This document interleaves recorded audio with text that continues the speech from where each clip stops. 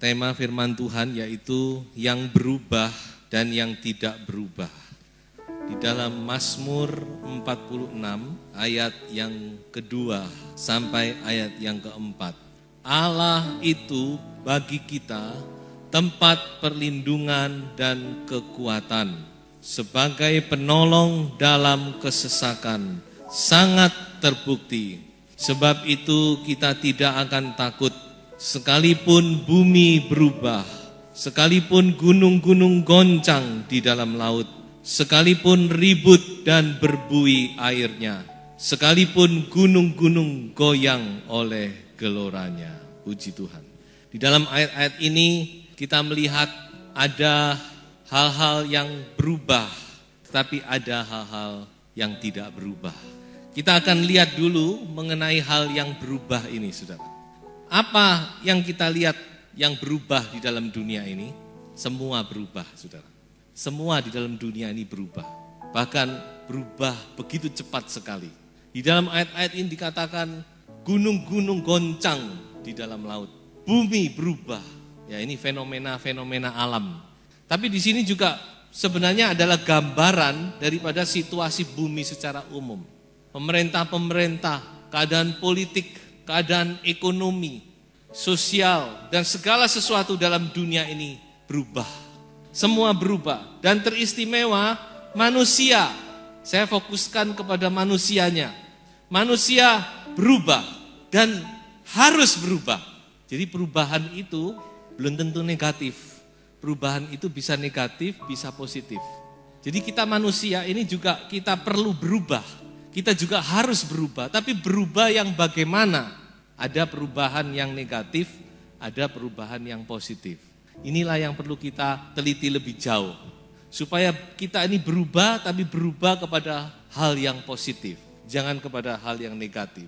Firman Tuhan mencatat ada orang-orang yang berubah kepada hal-hal yang negatif. Ada anak-anak Tuhan, ada hamba-hamba Tuhan, ada pelayan-pelayan Tuhan yang berubah menjadi negatif, saudara. Saya akan berikan 3 contoh. Mari kita baca pertama-tama di dalam 2 Tawarikh 26 ayat yang ke-16. Setelah ia menjadi kuat, ia menjadi tinggi hati, sehingga ia melakukan hal yang merusak. Ia berubah setia kepada Tuhan Allahnya. Perhatikan, ia berubah setia kepada Tuhan Allahnya dan memasuki bait Tuhan untuk membakar ukupan di atas mezbah pembakaran ukupan. Saudara harus membaca seluruh ayat supaya saudara mengerti. Sebab kalau saudara baca ini, orang masuk bait Tuhan membakar ukupan kok salah. Jadi saudara-saudara, ini berbicara tentang seorang raja yang bernama Raja Uzia. Raja Uzia ini naik tahta pada usia 16 tahun. Usia yang terlalu muda untuk menjadi seorang pemimpin. Tetapi saudara-saudara, firman Tuhan mencatat justru pada waktu dia masih muda, dia beribadah, dia mencari Tuhan sungguh-sungguh, sehingga Tuhan memberkati dia. Kerajaannya makin lama makin kuat, kekuasaannya makin lama makin besar. Apa saja yang diperbuat berhasil. Tetapi kita sudah membaca tadi, pada akhir-akhir dari masa pemerintahannya, ketika usia menjadi kuat, maka dikatakan dia menjadi sombong. Dia menjadi tinggi hati, saudara-saudara. Lalu dia melakukan hal-hal yang tidak seharusnya ia lakukan. Meskipun dia seorang raja, tapi dia tidak berhak untuk membakar ukupan. Karena itu adalah tugas daripada imam. Dia bukan imam, saudara-saudara. Dia masuk ke bait Allah, dia melakukan hal ini. Kemudian dia ditegur, tapi dia tidak terima, saudara-saudara. Dia marah, dan pada saat itu dia terkena kusta dan dia harus diasingkan sampai kepada hari kematiannya, saudara-saudara. Ini adalah satu perubahan yang harus menjadi cermin. dalam kehidupan setiap orang percaya. Pada waktu kita setia kepada Tuhan, Tuhan akan memberkati kita. Amin. Tuhan akan memberkati, itu pasti, saudara-saudara. Kita akan makin lama makin diberkati, makin lama makin makmur, makin kaya. Kita akan diangkat oleh Tuhan. Tetapi hati-hati, saudara. Ada satu hal yang perlu kita waspadai. Jangan sampai kita menjadi sombong, lalu kita berubah setia. Ini adalah satu cerita yang banyak kita dengar. Bagaimana seseorang pada waktu dia masih merangkak, dia masih merintis, dia begitu setia melayani Tuhan. Tetapi ketika sudah diberkati, kesetiaannya berubah, saudara-saudara. Ketika ditegur, ketika diperingati, dia justru melawan. Inilah, saudara-saudara, Raja Uzia. Perubahan yang negatif. Sebab itu kita harus waspada. Justru waktu kita menjadi kuat, kita harus waspada. Justru kita harus berubah, tapi berubah lebih setia lagi kepada Tuhan. Amin. Yang kedua, 2 Tawarikh 28 ayat yang ke-22. Dalam keadaan terdesak itu, Raja Ahaz ini malah semakin berubah setia terhadap Tuhan. Kalau tadi kita lihat Raja Uzia, ketika dia diberkati, dia menjadi kuat, menjadi kaya, menjadi makmur, dia berubah setia. Sekarang ini kebalikannya, saudara. Makanya kalau saudara membaca Amsal, ada pernyataan yang cukup bijak. Dikatakan apa? Ada satu doa di situ. Ya Tuhan, jangan beri aku kekayaan, tapi jangan juga beri aku kemiskinan. Supaya kalau aku kaya, aku tidak berkata, siapa Tuhan itu? Sebaliknya, jangan sampai aku miskin, lalu mencuri dan mempermalukan nama Tuhan. Dalam keadaan terdesak, dikatakan Raja Ahaz berubah setia. Ini adalah kebalikan dari yang tadi. Dalam keadaan kita mengalami kesulitan, kita juga bisa berubah. Kalau kita tidak teguh iman kita. Banyak anak Tuhan, saudara, pada waktu dia sudah kepepet, sakit tidak sembuh-sembuh, lalu mulai ada tawaran dari sini sana. Tidak usah repot-repot, ini loh ada dukun yang pinter. Banyak orang sembuh di sana. Lalu dia mulai goyah. Saudara-saudara, kita harus tetap dalam segala keadaan, baik senang, baik susah, kita tetap berpegang teguh kepada firman Tuhan. Amin. Jangan sampai berubah.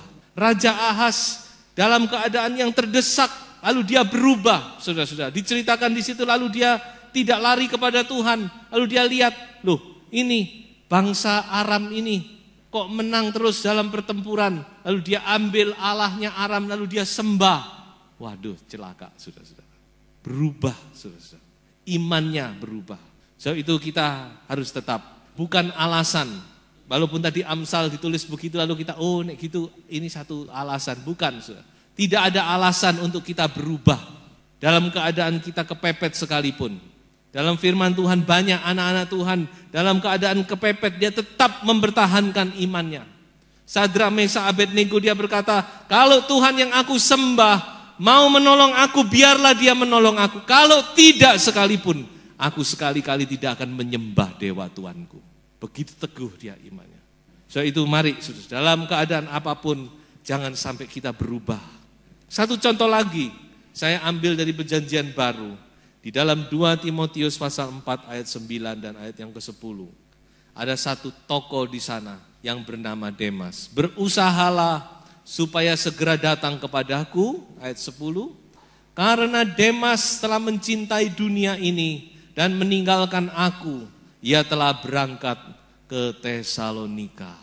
Demas, seorang yang pernah berjuang bersama-sama dengan Paulus. Pada waktu Paulus menulis surat Kolose, Demas masih ada di situ. Dari Demas, dia ikut saudara-saudara memberi salam. Di dalam surat Filemon, Paulus berkata, teman sekerjaku Demas, dia membahu-membahu memikul pekerjaan Tuhan bersama-sama dengan Paulus. Tetapi sayang saudara-saudara, pada waktu Paulus menulis suratnya yang terakhir 2 Timotius, dia berkata, Demas sudah meninggalkan aku karena dia mencintai dunia ini. Sungguh sesuatu hal yang sangat menyedihkan. Dia lebih cinta kepada dunia daripada dia cinta kepada Tuhan, cinta kepada pekerjaan Tuhan. So itu hati ini harus kita pelihara, terutama saudara-saudara yang sudah ada di dalam pelayanan. Ingat, pelayanan itu adalah privilege. Saya pernah berkata, pelayanan itu adalah hak istimewa, privilege. Tidak semua orang dipercaya untuk melayani Tuhan. So itu kita harus benar-benar menghargakan pelayanan itu. Jangan sampai seperti Demas. Akhirnya dia meninggalkan Tuhan dan saya tidak tahu bagaimana ceritanya lagi. Manusia bisa berubah, tetapi manusia juga perlu berubah. Kalau kita tidak berubah, aneh. Fisik kita pun berubah, bukan?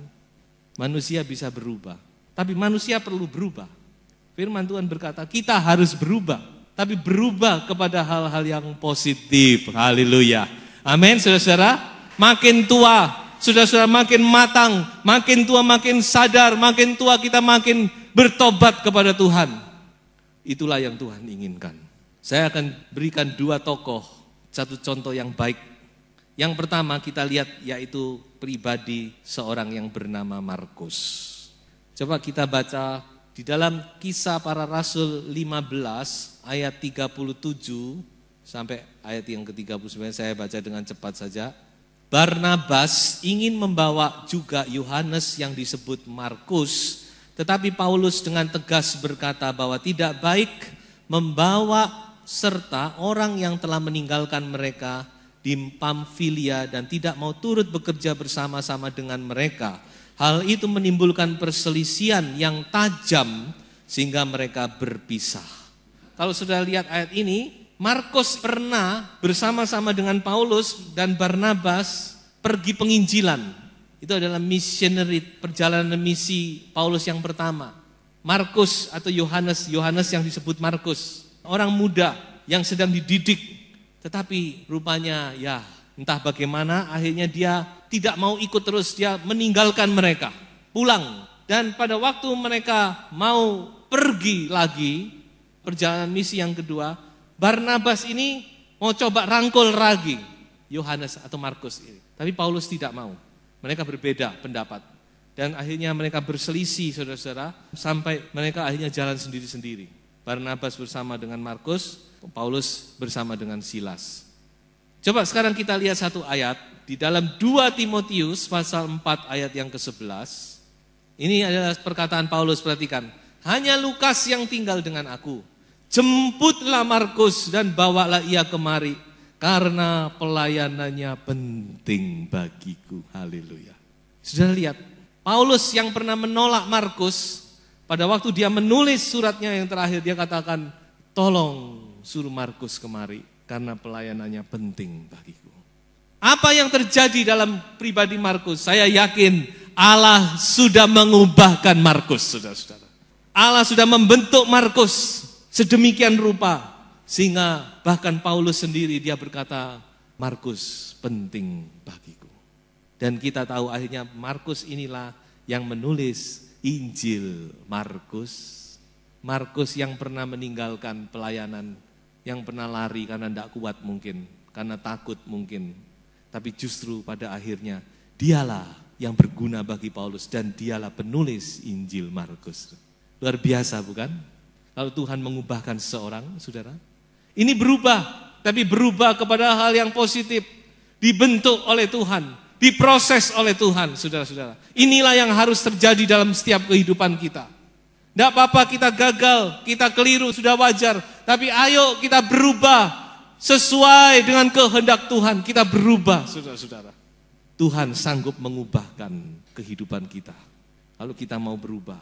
Satu contoh lagi. Filemon, pasal 1 ayat 11. Onesimus, dahulu memang dia tidak berguna bagimu. Tetapi sekarang sangat berguna, baik bagimu maupun bagiku.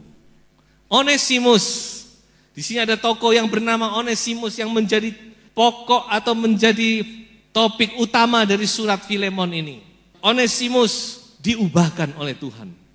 Onesimus ini saudara-saudara, dia tadinya adalah hamba daripada Filemon. Tapi rupanya dia pernah tidak tahu mencuri, tidak tahu bagaimana saudara-saudara. Akhirnya dia lari, kemudian menurut ceritanya dia ditangkap, lalu masuk penjara, lalu di penjara ketemu dengan Paulus. Lalu ketemu dengan Paulus, diinjili oleh Paulus. Lalu dia di situ dia bertobat, dibentuk oleh Tuhan, dan kemudian Paulus menulis surat kepada Filemon supaya Onesimus ini diterima kembali. Jadi kita lihat saudara-saudara, Tuhan mengubahkan itu luar biasa. Onesimus dikatakan dahulu memang dia tidak berguna bagimu, tetapi sekarang sangat berguna baik bagimu maupun bagiku. Tuhan sanggup mengubahkan saudara-saudara. Di dalam Tuhan selalu ada pengharapan. Sebab itu saudara-saudara, kita di sini juga menarik satu pelajaran. Sebab kita seringkali salah. Kita memberi stigma kepada seseorang. Oh, orang ini begini. Nah, kadang-kadang saudara-saudara, stigma kita ini bisa salah saudara-saudara. Apalagi kalau dia anak Tuhan, kita harus beri space untuk dia berubah. Tidak selamanya dia akan begitu. Saya yakin kalau firman Tuhan itu bekerja, roh Tuhan itu menjamah, tidak mustahil dia diubahkan oleh firman Tuhan menjadi baik. Nah, itulah sebabnya saudara-saudara, kita harus mempunyai satu juga space, satu peluang untuk seseorang itu berubah. Kita pun perlu berubah. Dalam firman Tuhan masih ada yang lainnya, ya. Musa satu contoh. Dikatakan dia tadinya orang yang keras, tapi diubah menjadi orang yang paling lemah lembut di dunia. Paulus, dia sendiri mengakui dulu aku ini ganas. Itu dulu Saulus. Tapi setelah dia menjadi Paulus, wah, dialah pembela Injil yang luar biasa. Paulus sendiri berkata, aku dulu ganas, tapi aku diubahkan oleh kasih Kristus. Saya akan tutup bagian ini dengan 2 ayat. Roma 12 ayat 2. Dikatakan di situ kita harus berubah. Janganlah kamu menjadi serupa dengan dunia ini, tetapi berubahlah oleh pembaharuan budimu, sehingga kamu dapat membedakan manakah kehendak Allah, apa yang baik, yang berkenan kepada Allah, dan yang sempurna. Kita sedang diubahkan, amin, haleluya. Kita sedang diubahkan oleh roh Tuhan. Kita sedang diubahkan oleh firman Tuhan. Kita diubahkan menjadi apa? 2 Korintus 3 ayat 18. Dan kita semua mencerminkan kemuliaan Tuhan dengan muka yang tidak berselubung. Dan karena kemuliaan itu datangnya dari Tuhan yang adalah roh, maka kita diubah menjadi serupa dengan gambarnya dalam kemuliaan yang semakin besar. Haleluya. Anda dan saya sedang diubahkan menjadi serupa seperti Kristus. Haleluya. Sedang diubahkan makin hari makin mulia. Nah, itulah hal yang harus juga berubah dalam kehidupan kita. Tetapi ingat, ada yang tidak berubah. Apa yang tidak berubah itu? Kita baca di dalam Ibrani 13 ayat yang ke-8. Yesus Kristus tetap sama, baik kemarin maupun hari ini dan sampai selama-lamanya. Haleluya. Allah yang kita sembah di dalam Yesus tidak pernah berubah dan tidak perlu berubah karena dia sempurna adanya. Sebab itu pemazmur berkata, dialah penolongku, dia penolong di dalam kesesakan, saudara-saudara. Sebab dia tidak pernah berubah. Allah tidak bisa berubah dan tidak akan berubah dan tidak pernah berubah. Apa yang tidak berubah dari Allah? Kasihnya tidak berubah. Kesetiaannya tidak berubah, saudara-saudara. Dahulu, sekarang, sampai selama-lamanya. Dia tetap mengasihi kita. Dia tetap setia kepada kita sampai selama-lamanya. Firman-Nya tidak berubah. Dahulu, sekarang, sampai selama-lamanya. Firman Tuhan tidak berubah. Tuhan berkata lebih gampang langit dan bumi lenyap daripada satu titik atau satu koma dari firman Tuhan ini hilang. Oh, puji Tuhan, kita mempunyai Yesus yang tetap selama-lamanya. Dan kuasanya tidak berubah, saudara-saudara. Kuasanya tidak berubah. Kalau dahulu dia sanggup menolong, menyembuhkan orang, sekarang dia tetap berkuasa menolong kita, saudara. Kuasa Tuhan tidak berubah. Kalau kita percaya kepada Tuhan, mujizat tetap akan terjadi di dalam kehidupan kita. Dia bekerja, dia akan menyatakan pertolongannya yang heran. Kita buka hati kita, kita izinkan Tuhan berkarya.